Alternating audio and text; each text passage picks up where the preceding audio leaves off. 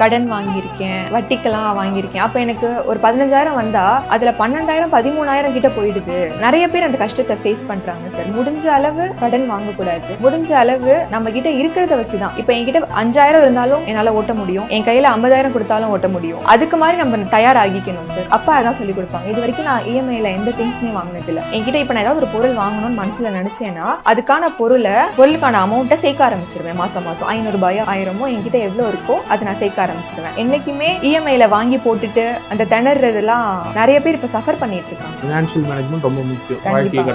நிறைய உங்க video viral ஆச்சு இல்லையா? அதுல நிறைய கமெண்ட்ஸ் பார்த்திருப்பீங்க. நீங்க பேசுனதை வச்சு என்ன சொன்னாங்க? உங்களுக்கு வந்து பெஸ்ட் ஃபீட்பேக்? எல்லா கமெண்ட்டும் ப்ளஷ் வர மாதிரி தான் சார் இருந்துச்சு. எனக்கு எல்லாமே ரொம்ப பிடிச்சிருச்சு. தேடணும் நெகட்டிவ் கமெண்ட்லாம். தங்கம் சார் இந்த பொண்ணு கடைக்கெல்லாம் கொடுத்து வச்சு நிறைய பேர் பிளஸ் பண்ணாங்க சார். எனக்கு அவ்வளோ பேரோட பிளஸிங்ஸ் கிடைச்சிருந்துச்சு சார். நீ நல்லா வருவமா, அது மாதிரி நிறைய பாசிட்டிவ் கமெண்ட்ஸ் தான் சார் கொடுத்தாங்க. அப்போ ஒரு 500 கமெண்ட்ல ஒரு 20 கமெண்ட் பேடுன்னு வச்சுக்கலாம். அந்த 20 பேட் கமெண்ட்டை நினச்சி நம்ம கவலைப்படாம 480 பேர் எனக்காக இருக்காங்க, எனக்காக பேசியிருக்காங்க. அது போதுமே சார். ரொம்ப நேர்மறையா சிந்திக்கிறீங்க. அதனால தான் அவர் வந்து உங்களை இவ்வளோ நல்லா வளர்த்துருக்காரு உங்க அப்பா அப்படின்னு சொல்லியிருக்காங்க.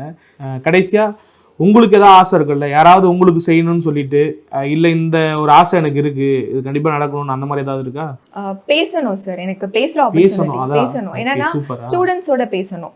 எனக்கு என்னன்னா அவங்களுக்கு நிறைய சொல்லிக் கொடுக்கணும், என்னோட லைஃப் எக்ஸ்பீரியன்ஸை ஷேர் பண்ணணும், அவங்களுக்கு நிறைய மோட்டிவேஷன் கொடுக்கணும், அவங்களோட எனக்கு ஒரு கனெக்டிவிட்டி கிடைக்கணும்.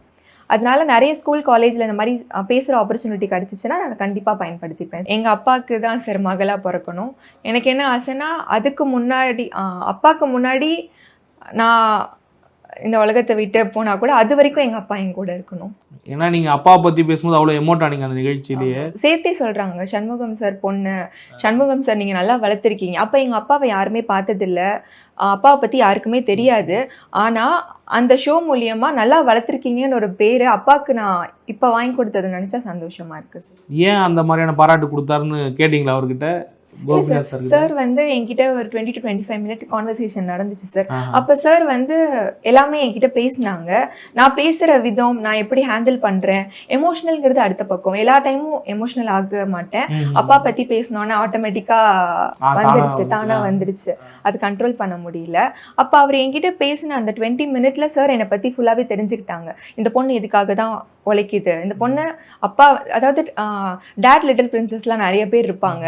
அந்த லிட்டில் பிரின்சஸ் டேட் இல்லைன்னா எவ்வளோ சஃபர் பண்ணுறாங்க அப்படிங்கிறதும் ஃபீல் பண்ண முடிஞ்சுது சார். நிறைய குழந்தைங்க அப்படிதான், நிறைய பேர் வந்து பாசம் வச்சிடுறாங்க.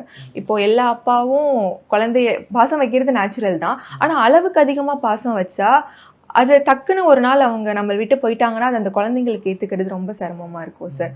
அதனால குழந்தைங்களுக்கு வந்து இருக்கிறப்போவே எல்லாமே கற்றுக் கொடுங்க.